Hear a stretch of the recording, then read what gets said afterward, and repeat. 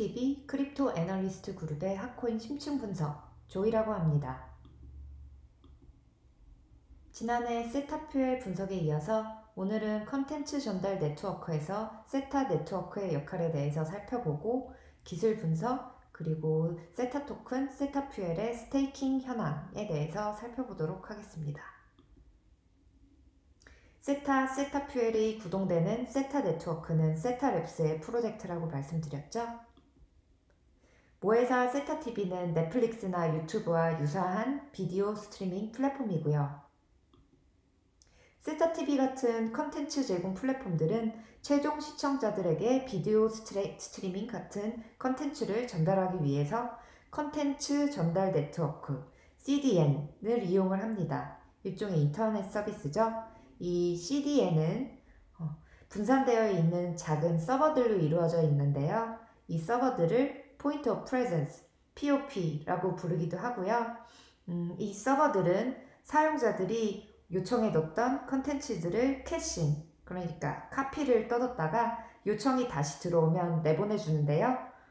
그렇게 하면 단 하나의 서버에서 컨텐츠를 저장하고 보내던 이쪽의 전통적인 방식에 비해서 로딩 속도가 줄어들고 빠르게 컨텐츠를 내보낼 수 있습니다. 그래서 요즘 도입된 이 오른쪽 방식이 이런 전통적인 방식보다는 효율적이지만 여전히 세타TV나 넷플릭스 같은 플랫폼들은 어마어마한 CDN에 어마어마한 비용을 사용하고 있다고 합니다.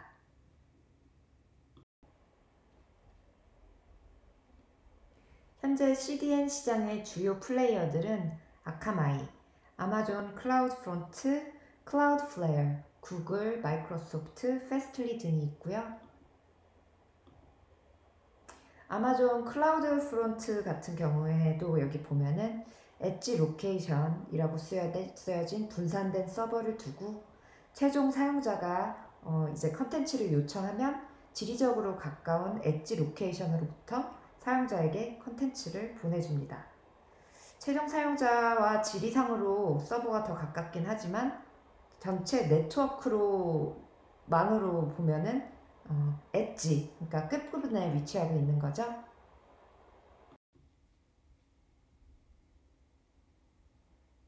넷플릭스는 CDN 플레이어는 아니지만 이렇게 오픈 커넥트라는 컨텐츠 라이브러리가 담긴 로컬 스토리지 하드웨어를 자체적으로 만들어서 인터넷 서비스 제공 업체 서버에 이렇게 보급을 해가지고 바로바로 컨텐츠가 싸지도록 그렇게 해서 사용자 경험을 향상시킨다고 합니다. 이렇게 컨텐츠 시장, 특히 비디오나 라이브 스트리밍 시장에서 사용자 경험은 정말 중요한데요.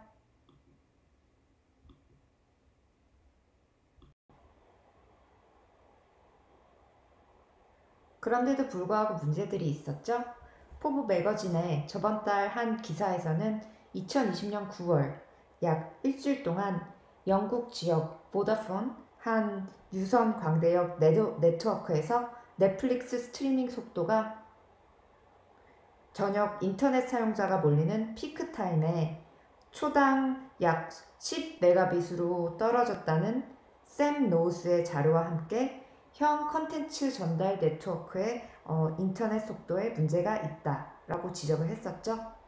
세타의 백서에서도 언급되었듯이 이런 기술적 과제는 향후 10년 동안 가상현실 같은 해상도가 더 높은 스트리밍에 대한 수요가 증가함에 따라서 더욱 심화될 것이라고 합니다.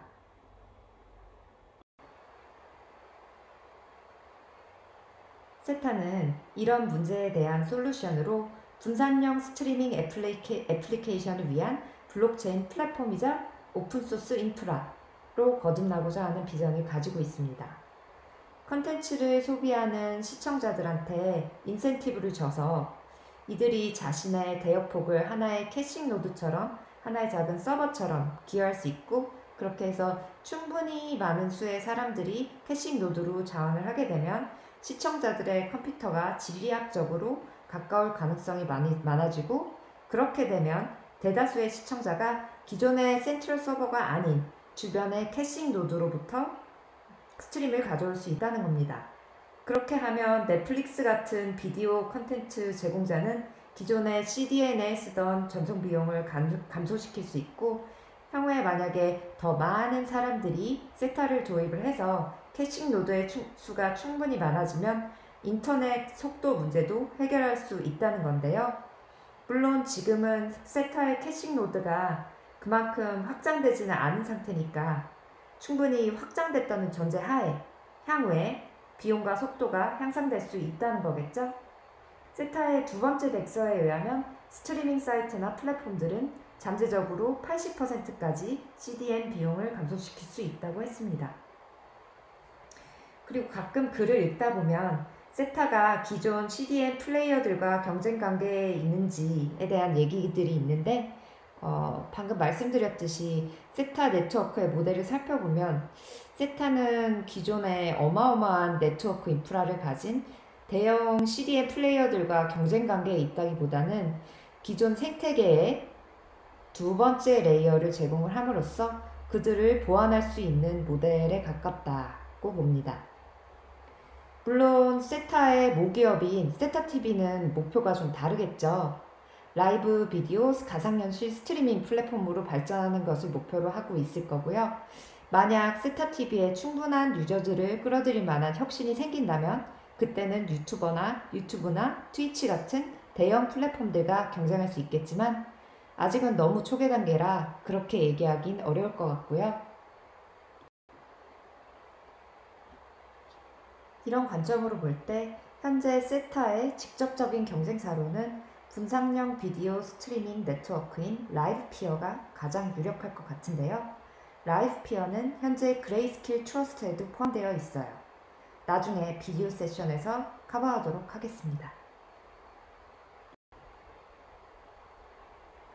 세타 네트워크 구조를 간단히 짚고 넘어가면 검증자랑 가디언 노드는 세타를 스테이킹하고 블록 생산 및 트랜잭션 처리에 참여하고 대가로 세라퓨엘을 얻습니다. 릴레이어들은 엣지 노드라는 노드를 통해 대역폭과 컴퓨팅 리소스를 공유하고 세타퓨엘을 얻습니다. 이렇게 보시면 될 것 같고요. 이렇게 세타는 이중 토큰 구조를 사용하는데요. 세타가 이중 토큰 구조를 채택한 이유는 각 토큰의 유용성과 목적을 분리하기 위해서였습니다.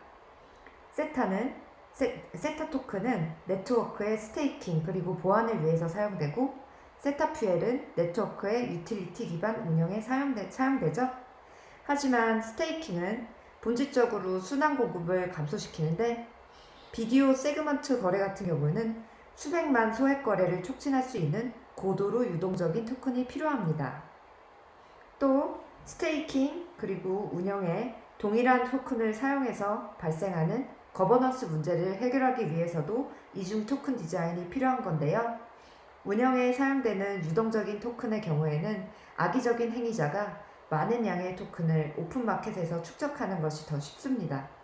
따라서 유동성을 위한 토큰이 스테이킹에도 사용되면 잠재적으로 네트워크의 보안을 위협할 수 있다는 겁니다. 그래서 세다가 이중 토큰 구조를 채택한 거고요. 세타를 구성하는 노드는 검증자, 가디언, 엣지 노드가 있죠. 검증자는 새로운 블록을 제안하고 생성하고 가디언들은 체크포인트 블록의 단체 서명에 블록체인을 봉인합니다. 엣지 노드는 말씀드렸듯이 컨텐츠 등의 데이터 전달 서비스를 제공하는 노드고요. 사용자가 세타에서 제공하는 엣지 노드 소프트웨어를 다운받아서 본인의 컴퓨팅 리소스나 대역폭을 공유해서 데이터를 릴레이하는 역할을 합니다. 이렇게 검증자, 가디언, 그리고 엣지 노드로 구성된 네트워크를 공동 메쉬 네트워크라고 부르고요. 여기서 검증자랑 가디언과는 다르게 엣지 노드는 세타퓨엘을 얻기 위해서 세타를 스테이킹할 필요가 없죠. 단순히 본인의 대역폭이나 컴퓨팅 리소스를 공유해서 얻을 수 있는 거고요. 근데 최근 엣지 노드에 세타퓨엘을 스테이킹해서 추가 보상을 받을 수 있게 된 다음부터는 단순 대역폭 공유보다는 스테이킹을 해야 더 나은 결과가 있는 것으로 알고 있습니다. 세타 네트워크, 왜 블록체인이 필요한가에 대한 이유는 확장성 그리고 거래 속도입니다. 물론 수많은 블록체인 프로젝트가 트랜잭션 처리량 문제에 직면하고 있지만 백서의 세터 네트워크가 언급한 것처럼 라이브 비디오 스트리밍을 위한 확장은 일반적인 처리량 문제보다 더 복잡할 수 있다고 했죠. 만일 1만 명의 동시 시청자가 있는 라이브 스트림이라고 하면 초당 소액 거래가 2,000건까지 생성될 수 있다고 합니다. 이 처리량은 비트코인과 이더리움의 처리량을 훨씬 뛰어넘는 양입니다. 만일 주요 e스포츠 토너먼트 같은 인기 있는 라이브 스트림을 100만 명 이상의 시청자가 동시에 시청한다고 한다면 잠재적으로 필요한 트랜잭션 처리 요구량은 초당 수백만 범위로 올라갈 수 있다는 건데요. 데피니티나 질리콰 같은 차세대 블록체인 솔루션은 초당 수천 또는 수만 건의 온차인 트랜잭션을 처리할 수 있지만 초당 수백만 건의 트랜잭션은 또 다른 얘기겠죠. 그럼 페이먼트 네트워크 같은 레벨 2 확장 솔루션이 하나의 옵션이 될 수 있지 않을까? 라고 물 수도 있는데요. 결제 네트워크는 기존 채널이나 거래소라던가 전용 결제 라우팅 경로에 의존하기 때문에 트랜잭션 시간이 지연되는 등의 본연의 문제가 있으니까 이러한 이유로 세라는 오프체인 확장 솔루션을 택한 것이라고 보여지고요.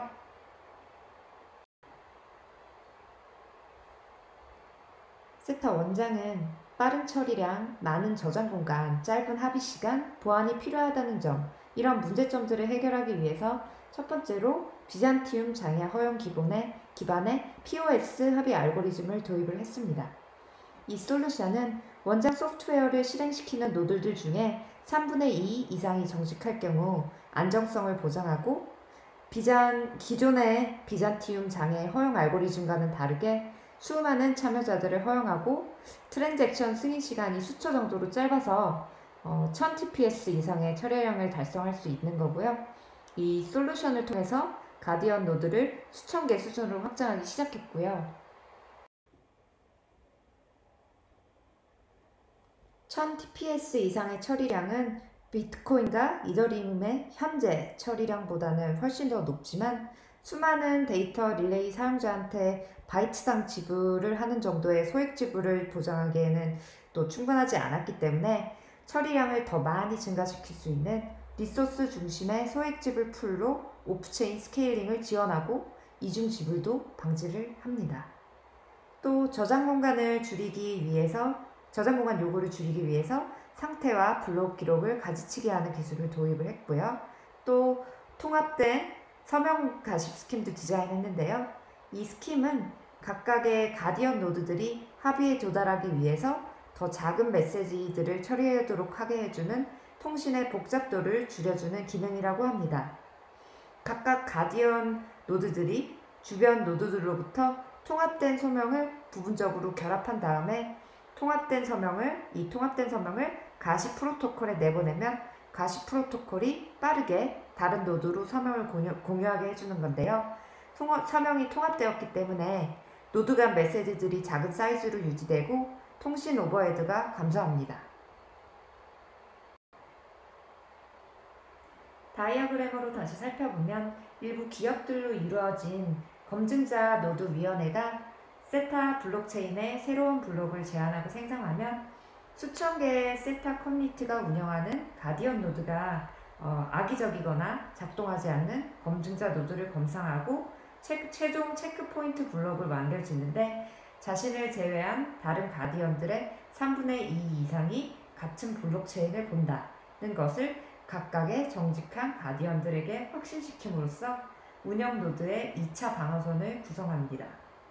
이런 식으로 두 개의 레이어랑 수천 개의 노드를 사용하면 공격자가 블록체인 무결성을 손상시키는 게 훨씬 더 어렵기 때문에 블록체인 보안 수준이 높아지고 또 이 합의 메커니즘은 검증자와 가디언 노드가 모두 참여해서 프로토콜 보안 수준을 추가한다는 점이 기존 POS와는 좀 다릅니다. 이 두 노드는 이렇게 블록체인에 전원을 공급하고 블록을 생성하고 변경사항에 투표하기 위해서 세라 토큰을 스테이킹해야 합니다. 이 서명통합 테크닉은 엘리트 엣지 노드 가동 시간을 증명하는 데도 쓰이는데요. 엘리트 엣지 노드가 연결된 가디언에게 체크포인트 블록의 서명 공유를 브로드캐스트하고 그런 다음에 집계된 서명 가식 루틴을 통해서 활성 엘리트 노드들의 서명 공유가 가디언에 의해서 하나의 서명으로 집계된 다음 검증자가 제안한 새로운 블록에 기록됩니다. 엘리트 노드는 온체인에 기록된 집계 서명에 포함되어 있는 경우에만 셋업 퓨엘을 보상받을 수 있는 거고요.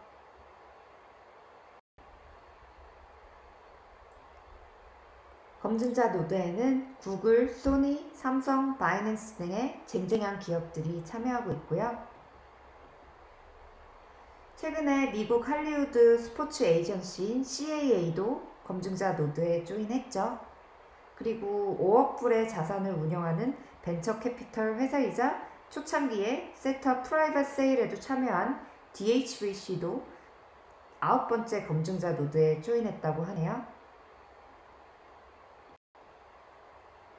2019년 발표한 검증자 노드 비전인데 차근차근 실행에 옮기고 있는 편인 것 같죠?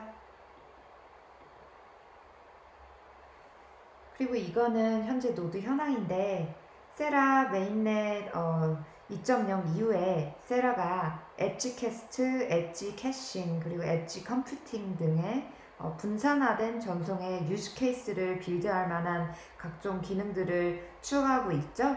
그리고 세라 퓨엘 이코노미도 향상시켰고요. 엣지 노드가 그래서 2021년 4월 기준으로 3만 개 정도라고 했었는데 현재는 무려 13만 개, 엄청나게 많은 수의 활성 엣지 노드가 있습니다. 검증자 노드도 최근에 14개에서 16개로, 14개, 15개에서 16개로 늘어났고요.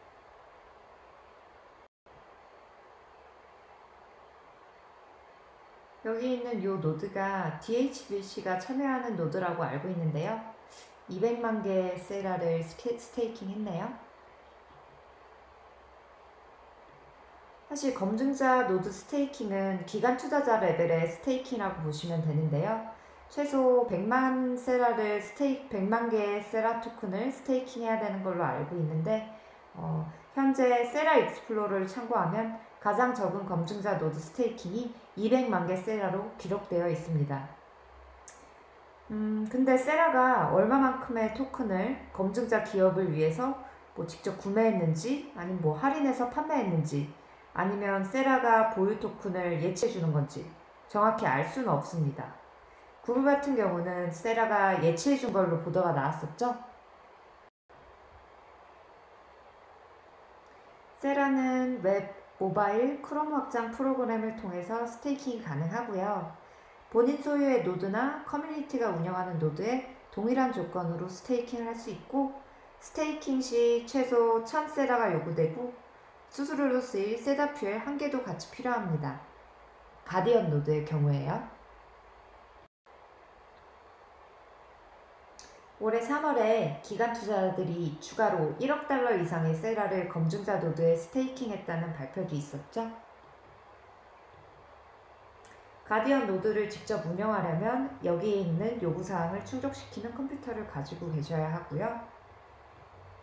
이거는 가디언 노드 분포도예요. 스테이킹 요구사항인데요. 검증자 노드는 아까 말씀드렸듯이 200만 개가 최소로 스테이킹 되어 있는 물량이라고 말씀드렸었고 가디언 노드의 경우에는 사용자가 직접 노드를 운영하거나 G풀이라는 사이트에서 다른 가디언 노드에 위임할 수 있는데요. 가디언 노드의 최소 스테이킹 물량은 10,000개에서 1,000개 세라로 최근에 줄었습니다. 세라 토큰의 가격 상승 때문이겠죠? 그리고 검증자 가디언 노드는 악의적인 행동이 감지될 때 락업 기간과 삭감 트랜잭션을 통해서 페널티를 받게 되고요. 엘리트 엣지 노드는 최소 스테이킹 가능한 셋업 퓨엘 물량이 10,000개에서 10만 개입니다. 그래서 세타 토큰의 스테이킹 현황에 대해서 살펴보면 검증자 노드에는 약 2억 개의 물량이 더해보시면 약 2억 개의 물량이 스테이킹 되어서 총 공급량 중에 27%가 스테이킹 되어 있고 이 물량을 익스플로러 총 스테이킹 물량에서 제외하면 가디언 노드에는 약 34%의 세라 토큰이 스테이킹 되어 있는 것으로 추정됩니다. 가디언 노드 위인풀인 지풀의 전체 세라 토큰 공급량 중에 20%가 스테이킹 되어 있는 것으로 보여지고요. 이거는 가디언 모니터라는 사이트인데 세라 최근 인출 레인지가 한 200만에서 500만 정도를 왔다 갔다 했는데요. 이 수치가 높아질수록 언스테이킹 비율이 높아질 가능성이 크니까 모니터 해보는 게 좋겠죠? 6월 18일, 19일 그러니까 오늘 최근 수치를 보면은 100만, 200만에 걸쳐 있는 상태입니다. 300만이 아니고요. 이 숫자는 더 전의 숫자고요. 메인넷 출시에 앞서서 인출이 갑자기 확 줄어든 거죠. 말씀드렸듯이 엘리트 엣지 노드 릴레이 중량은 지금 테스트넷 서파이어에서 시뮬레이션 중이고 세타퓨엘 약 보면은 7억 개의 세타퓨엘이 엘리트 엣지 노드에 스테이킹 되어 있죠. 오늘 세션은 여기까지 마치고 다음 세션에 세타 DL NFT 진행 현황 세타 팀에 대해서 살펴보도록 할게요. 투자는 스스로 판단하셔서 해야 한다는 점 잊지 마시고요. 저희 일부 자료 카카오톡 오픈톡방을 이용해 주시고 본 프로그램의 스폰서 보스아고라에게 감사드립니다.